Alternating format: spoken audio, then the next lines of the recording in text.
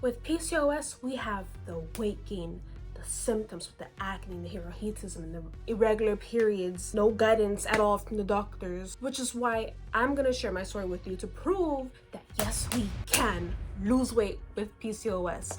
I have PCOS and I lost 30 pounds so far with it. The first step that really worked for me was having a strong why. Or rather, for me, it was like 3 whys. I made a mega strong why. First is my mom, she has diabetes. And as you may have or may not heard, diabetes is kind of like a genetic type of thing. And while she doesn't have PCOS officially, we both have that stereotypical PCOS gut type of belly where strangers ask you, are you pregnant inappropriately? Besides the point, she has diabetes. I don't want diabetes. I'm at risk for diabetes. So that's the first why. The second why is acne. I've had acne my whole life, and even when it turned cystic, I'm like, okay, even when it was hurting for me to wash my face every day because my face was so inflamed from all the cysts. What really scared me is when I started to have cystic acne in a place where you want to make sure that's just a cyst and nothing else. But that wasn't even the biggest why. The biggest and last why is kind of superficial, but basically I was talking to a coworker. We were talking about our weight loss journeys, and another coworker overheard us, and he was like, yeah, right, yeah, just talking just to talk about all of this. Yeah, all this talking, but watch when we come back from lockdown in a few months or a few weeks, and yeah, still the same. But oh, how the turntables turn. We'll get back to that. In 2020, that's when I really started to finally lose weight. And with those like 3 strong whys in my armory, yeah, I started to actually make progress. After the strong why, the second step, I got a step tracker. For me, I tend to do good with my goals when I started off with something materialistic, and I'll expand more on that later. But I decided to get a step tracker. They're not that expensive as you would think if you never have one before. So what I would do is these step trackers, they usually come with like a goal for you to accomplish, like, 10,000 steps. I think I had back then when I first got it, I was nice to myself. I'm like, I know I'm not getting 10,000 steps in a day. Let me put it to 5,000. But me being the lazy person that I am, I would wait all the way until like 11:30, 11:40 to get in all of my 5,000 steps for the day, or whichever much I had left. And that became exercise. And next thing you know, like, I eventually lost 10 pounds just from that alone. But it wasn't enough, right? I had like, there's 20 more pounds to account for in this video. Later on that year, I had started to do portion control. And the reason why, I know it's like probably sucking your teeth at me, but stay with me. What happened is that once I finally, there was enough hours for me to go back to work, but it was in like a different capacity and different environment. It was super busy.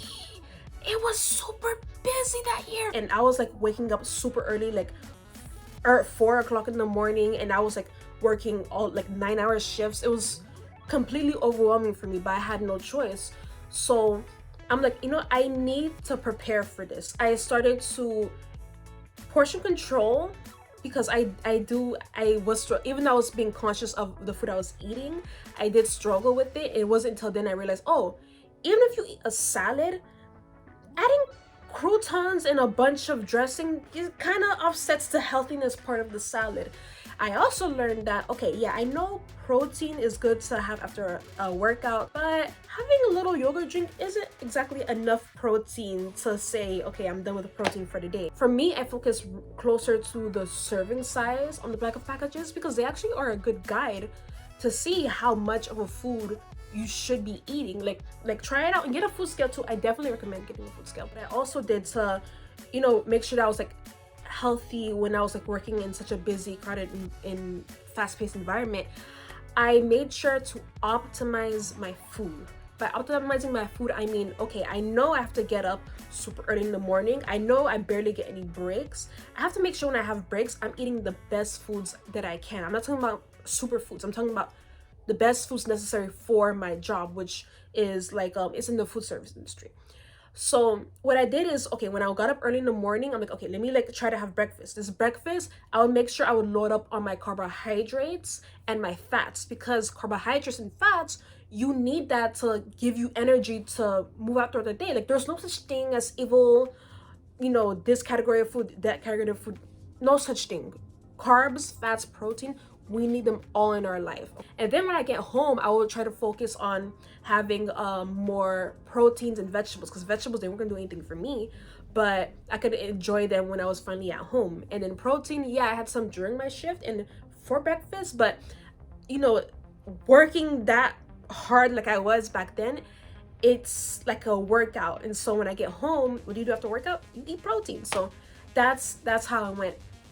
And some carbs too. So really optimizing foods, I feel like that really helped me to lose more weight, because I wasn't like discriminating against any type of food group. I was like using them to my advantage. Also, I want to know about food sensitivities.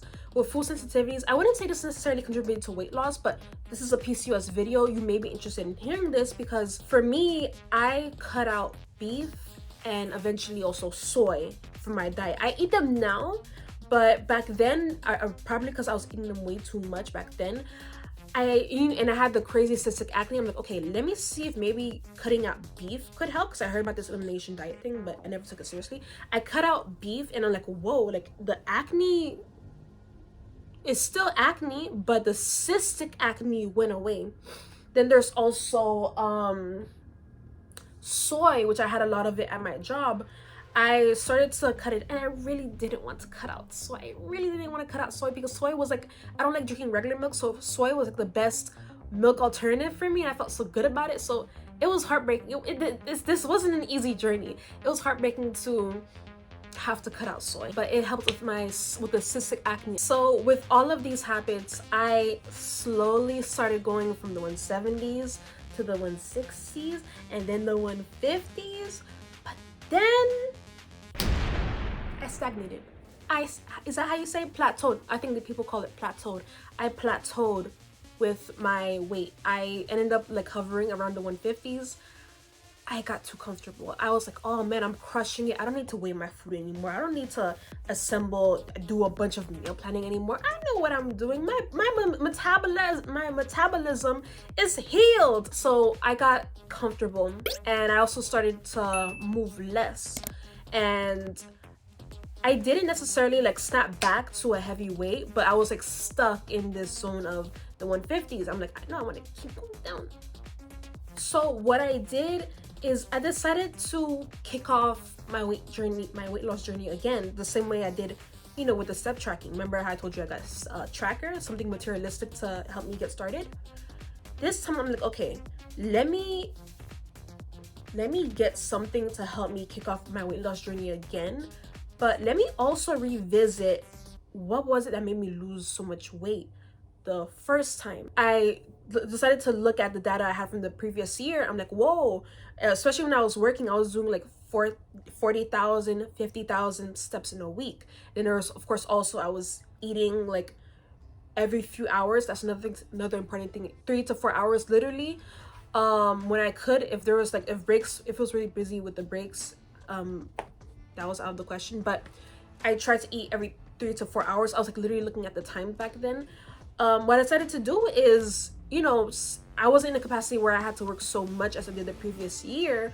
So what I decided to do is I decided to go to the gym and just, you know, go there like every morning and have that habit of going to the gym just so I can get my steps in, because I didn't really feel like doing them at home at the time. So I started to get my steps in that way.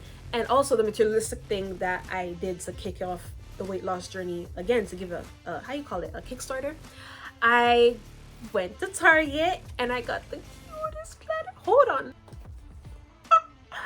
I got the cutest habit tracker. Like, I love stationery.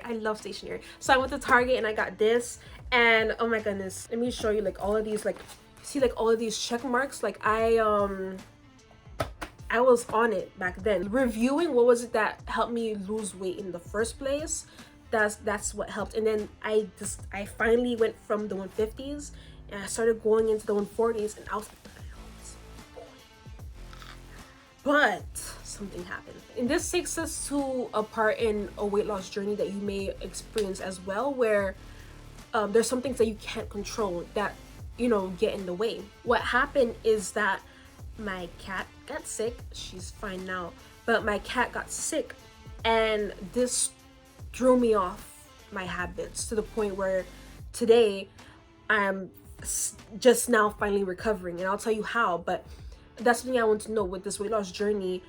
You'll have those times where stress really gets to you, and as I've like learned more and more throughout the years, I'm now at the point where I'm like, okay, I see how this isn't just physical. This isn't just about the food. This isn't just about the exercise and getting activity in. This is also about up here. This is also about how you're coping with events and how you're letting them throw you off track of the habits that you were dealing with. So I had to deal with that, and it was very stressful to me. And I eventually like got back to relying on fried foods, relying on fast foods. I even downloaded apps for the restaurants, because now they're like, those are super gamified and make it super easy to get food for cheap. That was a struggle. And so now I'm just not recovering, but it made me gain like about right under 10 pounds more from my lowest point. But now I'm finally like on a steady downward trend, because I found out that there are 3 underdogs when it comes to weight loss journey, which I feel like is like a really like high level of like, wow, like if you're at this point in your weight loss journey, like yeah, you're really like thinking about it, you're not just like thinking about it for body goals. The 3 underdogs are stress management, sleep, and water. With water, it just feels good, and it was, for me, it's like a nice way to cope with anxiety also. And sleep, it helps so much with the mood. Like my mood was super terrible also like earlier this year, but once I started to really focus on not only just like getting a minimum of 7 hours per sleep a day, 7 hours of sleep per day, I also really tried to focus on going to sleep around the same time every night and waking up around the same time every morning. And I feel like my mood is so good that I'm making this video. That's how good my mood is. Sleep is a big deal, and sleep can also help with like, I think like your hormone and insulin regulation, all that stuff. We really need sleep, especially with PCOS. Like we need that sleep. And stress management, just trying to like be conscious of the fact that you're on a weight loss journey and you have these habits that you really want to stick to. Be conscious of when something stressful comes your way, that you have to, like, yes, it is stressful. You can allow yourself to like, order out every now and then. You can allow yourself to layer up that Caesar croutons and the Caesar dressing. Go ahead. But also, just trying to remember that you have those 3 strong whys, or that strong why that you have from the beginning of your journey. And those whys may change. I feel like my whys kind of change now, but still I've adapted, and I'm still trying. I'm still struggling. It's still like, I feel really good about my journey, even though I've gained a little bit more weight, but it's not that much, because I'm still trying to focus on the habits. Focusing on the habits, like I said, focusing on getting the steps in, focusing on portion control, focusing on optimizing the foods, the food sensitivities. I tolerate them now with the beef and not soy. I don't want to go back. I'm good without soy. But beef I tolerate if I'm going out to a restaurant or something, like a special treat. But all these things, I focus on the habits. I didn't really focus on the weight loss journey, even though I know, like, all the way in the back of my head, I know I am on a weight loss journey. But that's not my focus every single day. My focus is trying to be consistent with these habits. Yesterday I drank 8 cups of, did I drink 8 cups of water yesterday? I drank 7.5, girl. Anyways, today I drank 8 cups of water. Tomorrow I want to drink 8 cups of water again, and again and again and again. I want to keep that up. And if there's a day where I fall short on 6 cups of water, okay, next day 8 cups of water, maybe 9 cups of water to make up for that, or 10 cups of water to make up for those 2 I didn't get to do that day. Focus on the habits, and it's gonna make the hugest difference. So that's almost everything. The truth is that I've kind of lied to you. Not lied, but I kind of omitted the truth. I told you about my weight loss journey, how I basically went from being like 180 pounds and I went all the way down to my lowest of 145, and I went up, now I'm back to like the 150s, the lower 150s. What I didn't tell you is that this is not my first time losing that much weight. This is actually my second time. Let me tell you. There was another time I lost this much weight, but I don't have enough time to talk about that in this video. I'll talk about that in another video. But you'll want to watch that video because it's gonna be a big deal, especially for a lot of people who have PCOS. This is something that comes up a lot for us when you're like looking for it on the internet. This is gonna be a big deal that you'll want to hear about my experience with it before you decide to go in that path or in that way on your weight loss journey. So stay tuned.